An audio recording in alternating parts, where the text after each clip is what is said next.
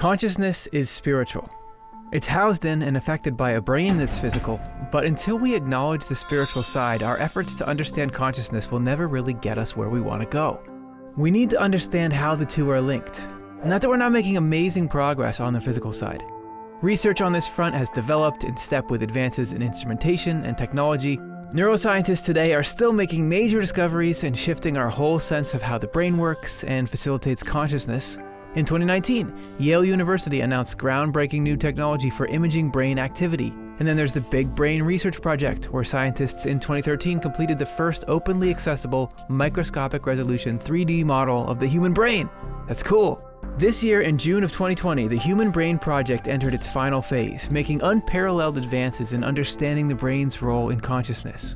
And in the mid-1700s, advanced neuroscientist Emanuel Swedenborg documented the gyrational quality of neuronal... Oh wait, you haven't heard of him?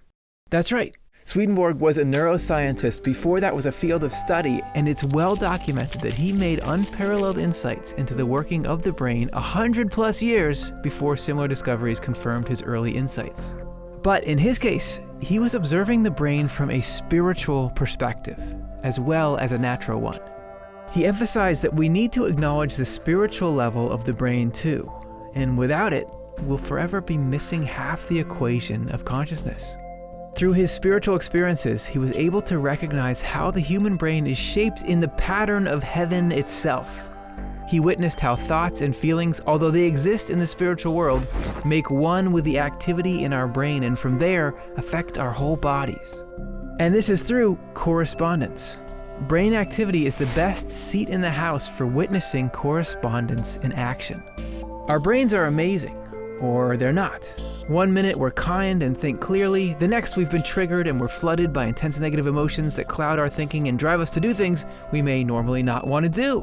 But we're not just at the mercy of our brains either. A core part of our consciousness, whether you're thinking about it spiritually or not, is that we can engage, we can participate in a feedback loop that can help us. Using our brains with intention can actually change our brains.